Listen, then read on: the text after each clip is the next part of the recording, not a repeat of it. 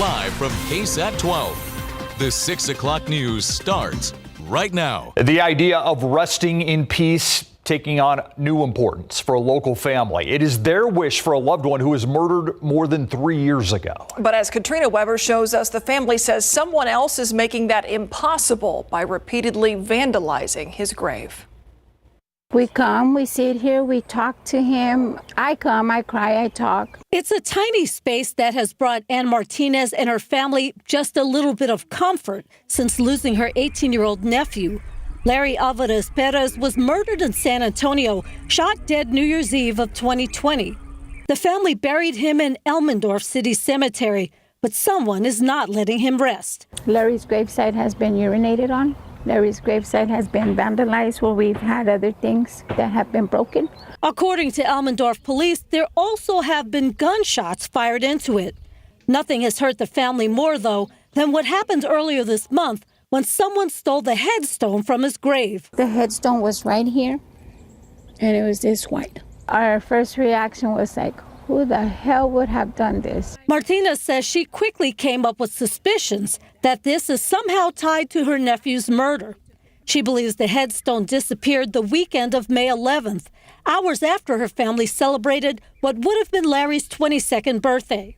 Both the family and police are convinced that what's been happening here is personal. Police say no other gravesite here has been damaged. What more do they want? Let him rest. Is he coming out bothering you? Is he haunting you? Police told us they are investigating the theft and currently following some leads.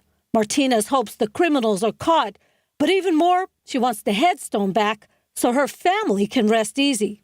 Katrina Weber, KSAT 12 News. Tonight, the San Antonio Police Department releasing an update on the deadly shooting from Sunday night. We now know the name of the suspect killed by two SAPD officers. According to the department, 21-year-old Angel Cuevas shot and killed by officers Travis Maxwell and Daniel Garcia. It happened Sunday night about 7 o'clock on La Cantera Terrace, just off of I-10. SAPD says Cuevas allegedly drove a stolen vehicle right towards those two officers. That's when they shot and killed him. Both Officer Garcia and Maxwell have less than a year of experience with the department. SAPD's shooting team and internal affairs are investigating. A mother took a plea deal to testify against her ex-boyfriend who's accused of killing her 5-year-old son. And today that man's trial got underway. A jury heard testimony from the mother of Dominic Aguilar Acevedo. The 5-year-old boy was found dead in a ravine in Colorado in July of 2021. Nicole Aguilar testified that before that, Daniel Garcia abused Dominic for weeks at a hotel here in San Antonio. At some point, Daniel hit him in the jaw. What do you mean hit him in the jaw? He punched him in the jaw like you sucker punch somebody, close fist. He just lay there after he got punched. I didn't see it coming. I don't know what provoked it. July 24th of 2021 was the last day that Dominic was seen alive. His mother testified that she and Daniel Garcia put the child in that Colorado ravine and then fled the country to Costa Rica. The boy's body was found almost a month later. Aguilar faces up to 15 years in prison as part of her plea deal. Garcia faces up to life in prison. We are live streaming this trial gavel to gavel. You can watch it on KSAT.com, KSAT Plus, and the KSAT YouTube channel. Testimony will resume tomorrow morning. And tonight, we're learning that the current police chief of Uvalde School District is resigning. We're talking about Chief Joshua Gutierrez. He was named interim police chief back in November of 2022. It came after former police chief Pete Arredondo was fired for his actions on the day of the shooting at Robb Elementary. Gutierrez then officially named the police chief in March of last year. The school district does have his job listed on its website. As we near the 2-year mark of that shooting at Robb Elementary School, the fear of mass shootings still lingers in the back of a lot of parents' minds. Yeah, though San Antonio has been fortunate to avoid such a mass tragedy, Garrett Berger found out what San Antonio police say they have done to prepare for it just in case. On May 24th, 2022, the ground moved under South Texans' feet. A mass murder of 19 children and 2 teachers in Uvalde resonated up through San Antonio, where survivors were rushed for treatment. Though everyone hopes nothing like it happens again, San Antonio's police chief told a council committee today his department and other agencies have taken precautions. There is nothing that we haven't done to prepare for an active threat situation. SAPD Chief William McManus presented an overview of what his department's doing, including threat assessments through the Fusion Center, researching people making certain firearm purchases or requests, and sharing intelligence with local schools. And unlike in Uvalde, where the lack of direction of who was in charge led to paralysis, McManus says he and local districts already know what would happen. Because SAPD has the resources and the capacity to handle one of those situations, SAPD is going to wind up being in charge of it. The presentation came as a result of a council request by District 8 Councilman and mayoral contender Manny Pelaez, who asked last year for a mass shooting prevention and response plan. His request included getting at root causes. The city and county have both used COVID relief dollars from the American Rescue Plan Act to invest in mental health. But the federal money has an expiration date. Right now, we're kind of operating at the highest capacity that we've ever seen for school-based services and for free youth mental health services in our community. And so it's something we definitely want to keep an eye on as ARPA funding changes and goes away. Metro Health also has a new violence prevention strategic plan, though it's still mapping out which organizations are tackling specific strategies. Garrett Berger, KSAT 12 News. News around Texas now. It's been 5 days since those incredible storms hit Houston, and still around 126,000 customers are without power right now. Houston's power provider, CenterPoint Energy, shared that updated number today. Crews are hoping to have all power restored by tomorrow. More than 100,000 people, a San Antonio nonprofit working to help those people in Houston, by the way, affected by those storms last Thursday. Texas Diaper Bank asking for donations to take to families in Houston who need it. The items most needed are baby as well as adult diapers and wipes. They're also asking for women's hygiene products. If you want to help or just make a monetary donation, either are welcome. You can email devdirector@texasdiaperbank.org, or you can call 210-731-8118. We also have a link to donate on our website, ksat.com. And those were straight line winds from that Houston storm. I mean, people often jump to the conclusion thinking, oh, it had to have been a tornado. Yeah. Straight line winds can and often are stronger than the weak tornadoes, and they can cause more damage because it's more widespread. It covers more real estate, covers more of an area. And they had measured wind gusts of about 76 to 78 miles per hour from some of the anemometers, not to mention the wind getting funneled between the tall buildings downtown, causing it to accelerate. Anyway, let's talk about our temperatures around here. We're well into the 90s. 97 Stinson on the south side, Converse at 95 degrees, 99 Carrizo Springs, Del Rio at 98. But that's only part of the story. It is still very humid outside. So when you factor in that humidity, this is the calculated heat index. Feels like 105 Pleasanton, still feels like 102 in San Antonio. It's hard to break free and shake loose from this high humidity, but it's going to be warm and sticky the rest of the night. 87 at 8 o'clock, 10 o'clock, we're 84 degrees. By midnight, we're 79. Looks like triple digits are right around the corner. We'll talk about that and that hazy smoke in a bit. All right, thanks, Adam. Let's take a look at traffic out there right now. This is the 410 and 281 interchange here. The westbound lanes merging onto 410 there. A lot of sunshine in those windshields, slow going during the 6 o'clock commute. It's a dangerous pregnancy condition that happens toward the end of a pregnancy, but learning how to spot the early signs of preeclampsia could save a woman's life. Courtney Friedman spoke with a mother who had an extreme case of preeclampsia, who's sharing her story of tragedy and hope to educate other women. Now, we want to warn you, the story does contain conversations about the loss of a pregnancy. She's literally the light of our lives, and she came into our lives at such a dark place for me. Alexia Washington's beautiful, healthy daughter is 3 months old, But it was her first pregnancy that cast that dark shadow. It started in 2022, around her third trimester, when she noticed some swelling. My face was massive, like I was so swollen in the face, and my blood pressure was really high.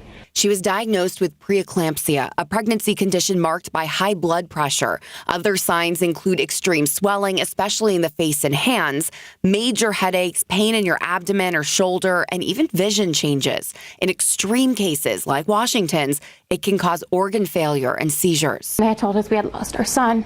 The doctor said that she believed I had an abruption from my blood pressure being so high. After a devastating C-section at 31 weeks, doctors realized much more damage had been caused. I coded, so I had to be resuscitated. Her liver was bleeding. She was in respiratory and kidney failure. Miraculously, she survived after over a month in the ICU. While most cases are far more mild, she wants other women to know about preeclampsia. We know one of the main concerns is someone doesn't realize that they have these symptoms because they don't know what it is. Absolutely. One of the main reasons we have prenatal care is to identify preeclampsia. Dr. Ramsey is the maternal fetal medicine director at University Health System and UT Health San Antonio. He's actually on vacation right now, but felt the subject was so important, he jumped on Zoom with us. He took on Washington as a patient when she unexpectedly became pregnant again just a year later. My previous doctor had told me to never have kids because obviously with the rarity of this, they don't know if it could come back.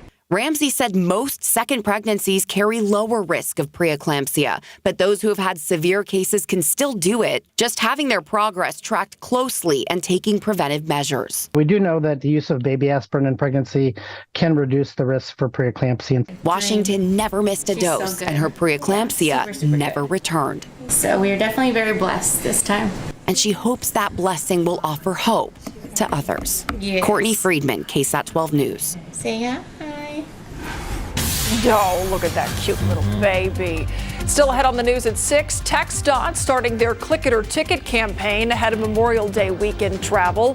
Why the message means more to a mother in Kerrville. But first, a quick look outside with live cam. Meteorologist Adam Caskey is going to tell us when we could get our first triple-digit day of the year. And unfortunately, it's not that far away. It's coming up. Woohoo!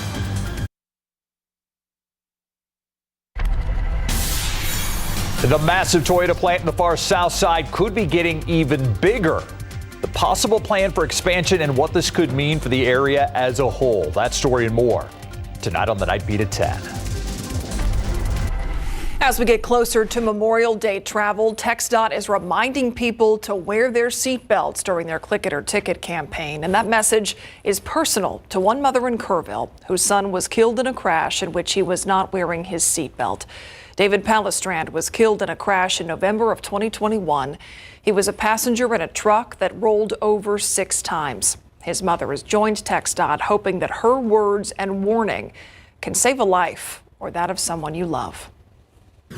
He was getting ready to go off to technical school for welding. His dream was to be an underwater welder. Those dreams were taken away from David. From now through June 2nd, law enforcement stepping up their enforcement on those who are not wearing their seatbelts. If you're caught, it could cost a $200 fine, if not your life. Kids under 8 have to be in a child safety or booster seat, and that ticket costs $250. How about some backpacks? Well, today hundreds of students at Edgewood ISD have new backpacks and school supplies thanks to the mayor's office. This morning, Mayor Ron Nirenberg stopped by Stafford Visual and Performing Arts Elementary to donate 800 backpacks to the school district. Each backpack also filled with supplies to help children in the classroom. Edgewood ISD Superintendent Dr. Eduardo Hernandez says a donation like this goes a long way with students. I think what's important is to remember that educating children is more than just being in the classroom. It's letting them know that there's still kindness in the world. It's letting them know that they matter to people in the world. It's letting them know that their emotional well-being is important to all of us, and that we do that by giving donations and by just being present and making sure we provide them with a helping hand and a kind word. That's important to kids. He also says while it may be the end of the school year, this is about the time families start budgeting for the next school year. He says this donation will help those families financially as well. All right. Speaking of summer break, feeling like we're almost there, Adam, and you already said it, triple digits around the corner. Yeah, what happened to spring? It was quick, short-lived, just... Come on, we had a couple days there. Yeah, we did. Yeah, We did have a few breaks in the humidity a little bit, but now it feels like July and August. That's what we're going to be in for the next several days. Get ready for the summer-like heat. In our first triple-digit day, we're now forecasting for this weekend. We could hit it even sooner, but our official forecast isn't until Sunday, and we still have that hazy smoke in the air. We'll look at that computer model in just a moment to show you what it's like the rest of the week. All right, let's get right to our high temperature trend. And notice we'll be up to 100 degrees on Sunday. Between now and then, well into the 90s, anywhere from 95 to 100 degrees. The average high is 88. But to put it in perspective, the average high in July and August is 96, 97. So it's feeling like the typical or the average July and August weather. Overall, just feeling summer-like. Today is 77 this morning, which is way above the average of 68. This is because the very high humidity in the air. Dew points are well into the 70s. And the dew point, the true measure of moisture in the air, and the air temperature can't drop below the dew point at night. So it's also an indicator of just how cool it can get at night, and not so cool because of our high dew point. So that gives us the warmer mornings. 97 this afternoon, the record 101 set back in 2022. Laredo hit 101, Del Rio 100, Junction 101. I think we'll see many more triple digits on this map as we get into the upcoming Memorial Day weekend. The upper level heat high, it's just to the south of us, centered closer to Brownsville, so it's still influencing our weather, but it is slowly pushing southward. And as it pushes southward, it's going to open the door for a few disturbances to move in. And right now in North Texas, we actually have a weak frontal boundary that's closer to Dallas and Interstate 20, and that's helping to kickstart some of the showers and storms there. But the main action is farther north up the plains, Dakotas, Minnesota, Iowa, all the way down into Missouri and parts of Oklahoma along the frontal boundary there. That's where the action is, and even, of course, the severe weather and the tornadic thunderstorms within the red boxes that you see here. I mentioned earlier that weak boundary dropping southward. That's likely to cause a few more showers and storms tomorrow in North Texas, closer to Dallas, and then even Texarkana, and even creeping their way down toward Waco. But there is the off chance that one or two isolated storms could develop around here in the days ahead. But we're talking a 10 to 20% chance, so highly isolated. By and large, unfortunately, we're going to stay dry. I wish that wasn't the case. And by the way, at 6:45, we'll take a look at the area reservoir lake levels, and I'll give you the latest update on those. First, though, let's get to the smoke in the air. Downtown's right here.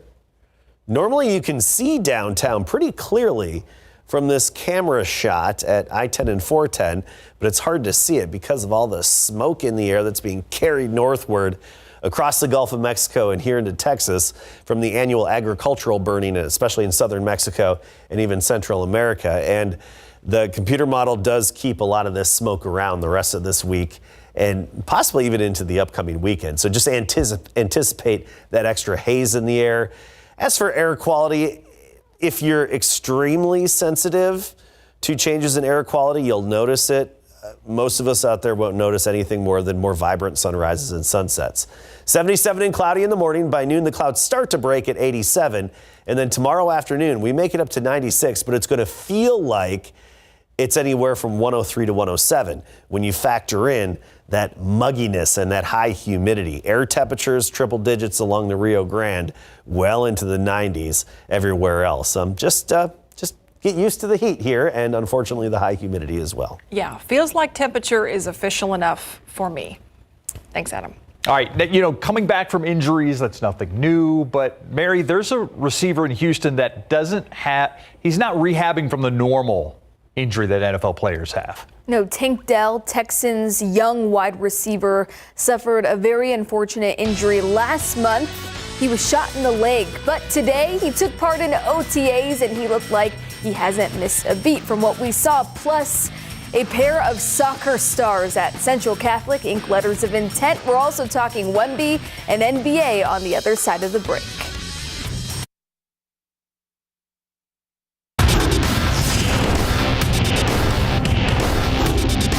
Happy for Tank to get back out there. We went through a very tragic situation. Right, we're just happy that he's here, happy that he's back out, being able to do what he loves doing, that's playing football.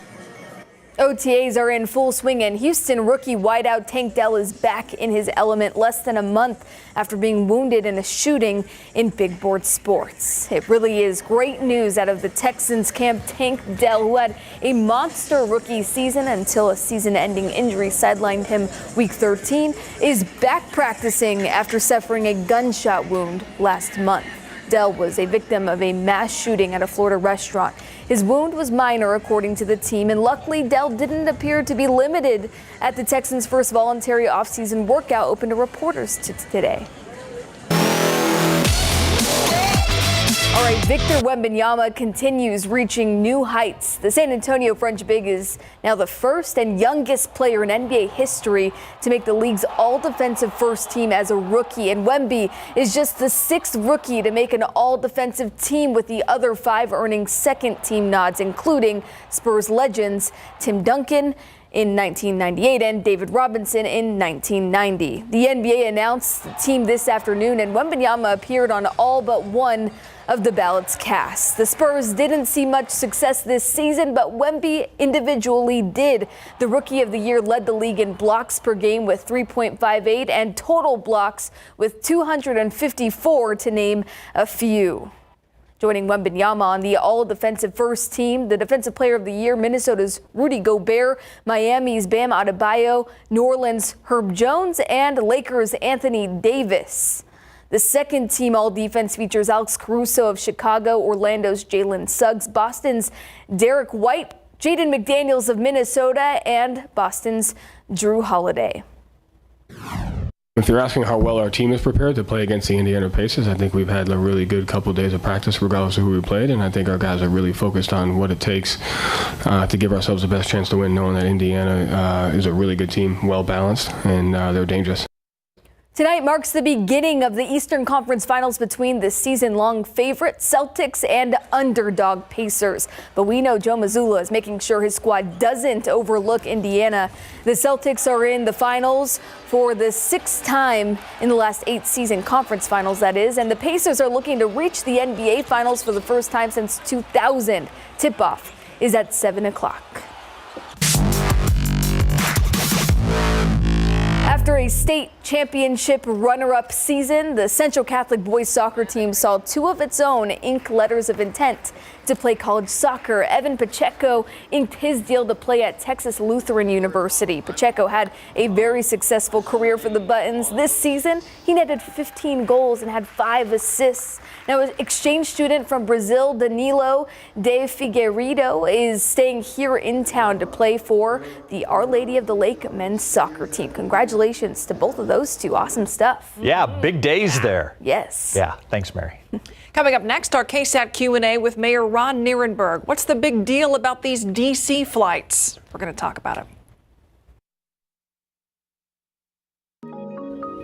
As he does on most every Tuesday, we are pleased to be joined by San Antonio Mayor Ron Nirenberg. We like to call him Mobile Mayor when he's on the move, and he is, as we talk to him live today. Mr. Mayor, thank you for joining us. On the move is probably a good way to segue to why, if people don't fly back and forth to D.C., to Reagan National specifically, why is it such a big deal that the city of San Antonio may get some nonstop flights? They're going to change a law so that's possible. Well, let me just say, yes, it was a big week for SAT, which included our first transatlantic flight. But yes, D.C. is also an important milestone for the city. As you may be aware, it's one of a very small number, just a couple of airports that literally requires an act of Congress to get connectivity. And San Antonio has been in pursuit of one for a very long time, and we got close. In fact, we had a deal for one that was sort of pulled out from under us back in 2011. The reason why it's important for San Antonio, it's important for our community, is that San Antonio is also the site of the largest concentration of the United States military outside of the Washington region. We have a lot of federal agencies and we have connection in terms of those agencies and departments with our national capital region, and making sure that there's efficient connectivity. People can get to and from DC and San Antonio smoothly and reliably is important for all those people, military and others, to conduct business and to manage the affairs of our nation. I would say it's actually a national security issue.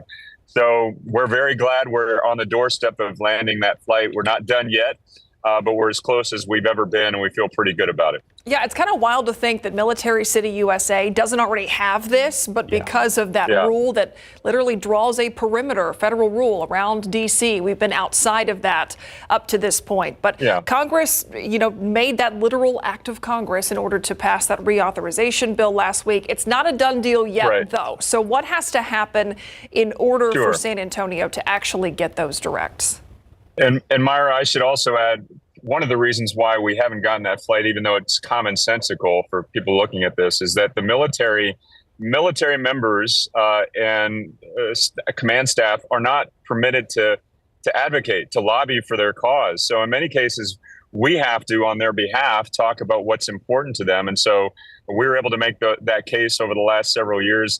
Also, San Antonio is the largest underserved market. We have the most people traveling back and forth that is currently not connected to Washington Reagan. So this is important. Next steps are that now that the president has signed the bill, the slots have to be assigned, and there's 5 slots that have to be assigned by the FAA. It requires, obviously, an airline to carry those connections, and we already have American Airlines saying that they will carry this, and this is their only application for connection between Reagan National and a new airport is ours. And so we feel pretty good. We've made the case. I've had conversations. In fact, I was in DC last week talking to the FAA, talking to our delegation, and talking to the White House about how important it is for us to finally realize this nonstop connectivity between SAT and Reagan National. So we feel good about it. When is the timeline? Do you have any timeline on when they're going to make a decision? So on the date of the signing of the bill, which I think was last Friday, it opened a 60-day shot clock. It could take a week. It could take up to 60 days. But within 2 months, we should know, and we should have that flight confirmed, assuming everything goes well and politics doesn't upend the whole process. Politics getting in the way, that never happens. Yeah. There's a beautiful plane on the screen, though, and that's not the DC flight. That's the Frankfurt flight, and I hope people are making use of that too. Yeah, first transatlantic flight, and those are planes you are going to notice flying over San Antonio for sure. I want to talk about some other big news that we learned last week. San Antonio added more people than any other city in the country last year. That is a big deal for us. Is this something that attracts the attention of other businesses, brings more opportunity to the city? It certainly does attract employment and, people creating jobs, businesses creating jobs. It also helps our small business community grow because we know that there's a market here and there's going to be people to work those jobs here. What I will say, though, one of the primary reasons why people move here is that it's a great place to live. I know some people have a feeling like we've got enough folks here. Let's enjoy what we've got. But the same reasons why people choose to stay here are those that people want to move here. And so we are a growing community. We've been in this place before as the top growing city in the country. I think we were 2 years ago. We've always been, in the top 5, top 3 for quite a long time. What's interesting about this period of growth, though, is that for the first time, and this is my view here, for the first time in our city's history, amidst a period of very sharp growth, are we making the investments necessary in the people of this city? We've made record investments in our infrastructure and transportation. We're making investments in our education and workforce development. We're planning for the future of air service connectivity. We're even setting a model for a healthy housing ecosystem and working towards ensuring everyone has a safe and affordable place to call home. And so we're making the moves necessary to accommodate growth, but also improve the quality of life for folks who are already here. And so I think this is an opportunity for us to be an even better version of ourselves here in San Antonio and maintaining that identity and growing with that same sense of community is part of our mission. And before we let you go, when you talk about investments, one of the big investments, public safety. Firefighters are still negotiating with the city. There's been some back and forth. Are you optimistic that a deal can get done? And it seems as if it's going to be a prolonged process than maybe what people thought when it first started. Yeah, but at the end of the day, Steve, we're only 8 or so meetings into this. It usually takes many meetings to get a collective bargaining agreement done. I am going to remain optimistic. I think all of us want to see a deal that's fair to our firefighters and fair to our taxpayers and community. That's what our goal is. I do hope that we can get everybody back to the table and negotiate a contract as it should be done. So I'm going to remain hopeful. Look, public safety is a priority for every resident of San Antonio, and we're going to make sure that we get a fair deal done at the end of the day. That's our goal, that's our hope, and that's what we will do. Mayor on the move, Mayor Ron Nierenberg, thanks for being with us. Have a good one. We'll be right back. A popular dog food brand being recalled in nearly a dozen states, including Texas. And some older model kitchen ranges also under recall. 12 on your side's Marilyn Moritz with what to look out for. If you feed your pet pedigree dog food from Walmart, check the bag. The manufacturer says certain bags could contain bits of metal. The recall is for all 44-pound bags of pedigree complete nutrition, steak and vegetable flavors. The best buy date is March 4, 2025. Contact the company for a return. To the kitchen, 200,000 electric ranges are recalled. Various older models of Frigidaire and Kenmore smooth-top freestanding ranges. They were first recalled several years ago, but since then there have been 200 reports of the ranges acting erratically, including fires and burn injuries. The ranges were sold between 2001 and 2009. Contact the Electrolux group to see if yours can be repaired or not. We have more information on our website to help you do that. And listen up, parents. Igloo is recalling 31,000 of these colorful sipper bottles for kids. The silicone cover on the sipper can come off, and a child could choke on it. If you bought it at Academy Sports and Outdoors, take it back. Otherwise, contact Igloo for a refund or a new bottle. Marilyn Moritz, KSAT 12 News. Look outside with live cam. Time to dust off the new shades, get out the sunscreen. We're here, folks. Yeah, hope the AC works. You're driving across town. It is warm outside. Oh, we're feeling it, and we just jumped right into it. Not only hot, but also very humid with those dew points in the 70s, giving us heat index values just over 100, even as high as 106 in San Antonio earlier today. Right now, air temperature 95, southeasterly breeze at 10. At least there's a bit of movement in the air. You'll notice that breeze this evening. It'll kick up to 20 miles per hour at times, but it's a humid breeze. Near 80 at midnight and then 77 degrees tomorrow morning. A look at the area lake levels along with the drought monitor and where most of the rain's going to be over the next 7 days in just a bit.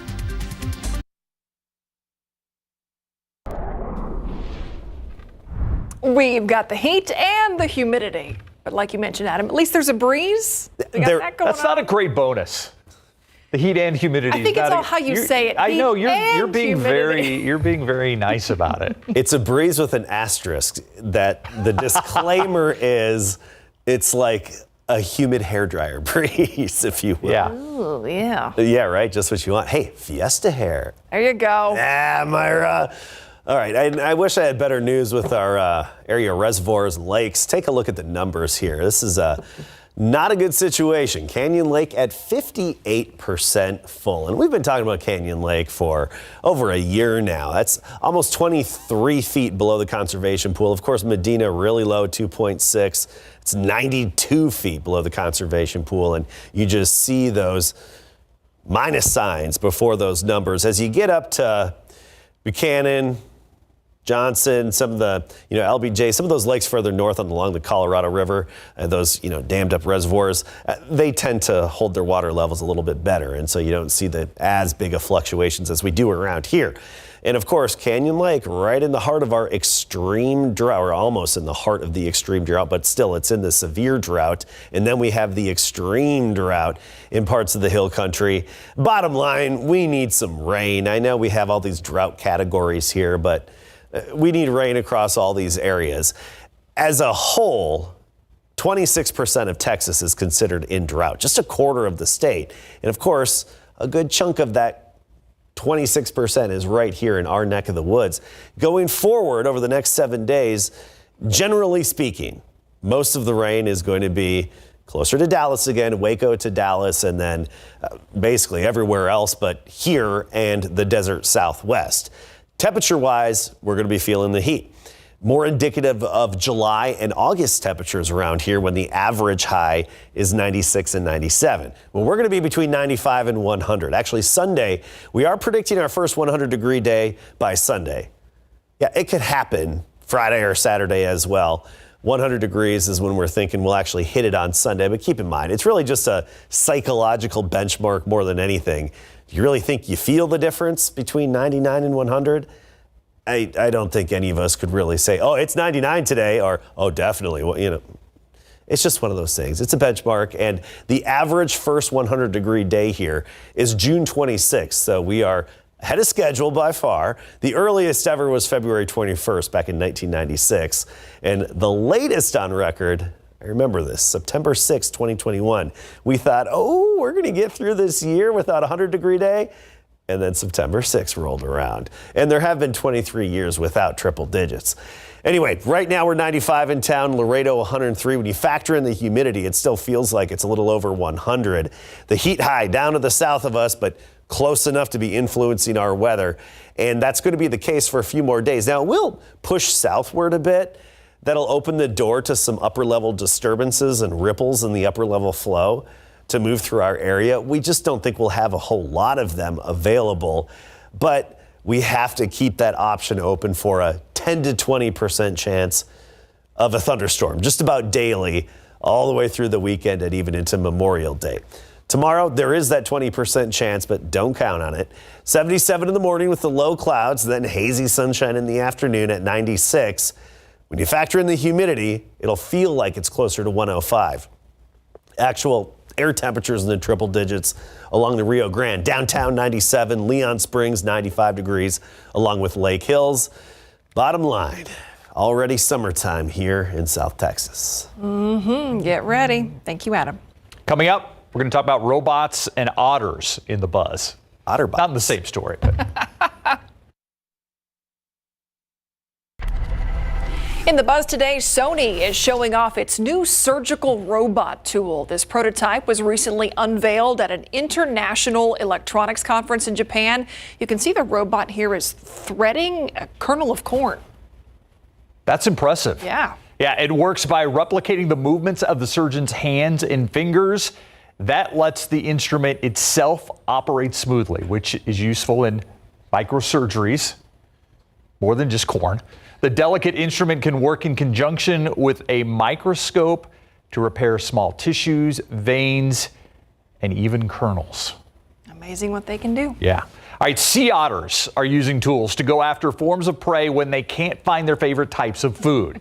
That's according to a study published in the journal Science. It looked at the use of tools like rocks and glass bottles and how it's affected otters' health and nutrition. They always make me laugh. I don't know what it is. They're about great. Otters. Researchers analyzed data on 196 otters in California. They found that when otters faced more competition for their favorite foods, they often used tools to pry open shells of harder and larger prey that they otherwise would not be able to eat. So they're inventive otters. Smart. Smart otters. We'll be right back. So I just added something to the 7-day forecast, did a little quick investigating. Sunday, 100 degrees, that would tie the record, should it verify?